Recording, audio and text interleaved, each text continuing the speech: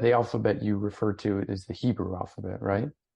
Correct. Yes. Now, you can experiment with overlaying things like the Greek alphabet or Latin alphabet over it, but it is, yes, the Hebrew alphabet that fits the neatest as the overlaying language, because it is the Hebrew alphabet that represents, you could say, one of the earliest languages that your Western languages are based off of.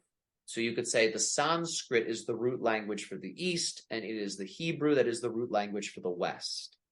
Yeah. Is there something about Hebrew that it's closer to the actual frequency of reality in that way that Correct. And the same thing could be said for the Sanskrit as well. They're just two different takes. So the Sanskrit is how the beings of the underworld create.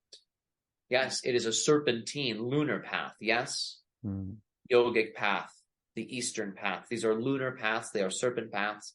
They involve the perspectives of the Kundalini beings, raising consciousness all the way up to the source, yes? Then you have the idea of the Abrahamic traditions, yes, which draw heavily upon the Hebrew language, yes? And this represents a transition away from that solar perspective, the underworld and the human in the underworld rising up.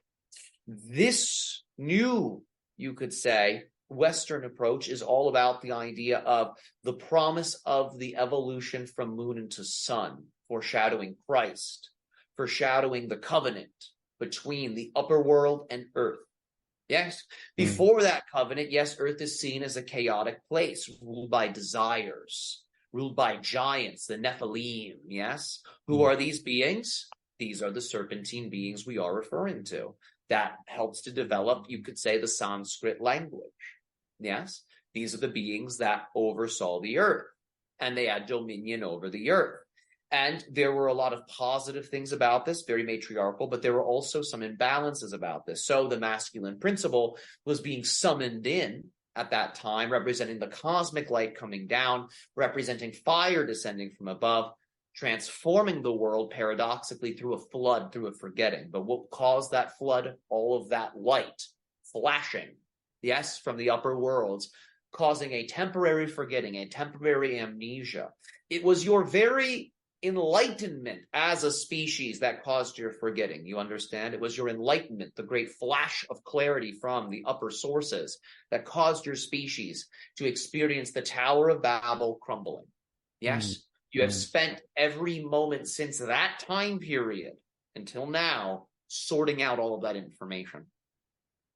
That is the power of the Iodhe. It is a power you have been digesting for over 2,000 years. And now you are finally coming to terms with this power. And now you're blending it with the serpentine power. And this represents a new language forming. It is a blending of the Hebrew language and the Sanskrit. They are now coming together, forming a super tongue.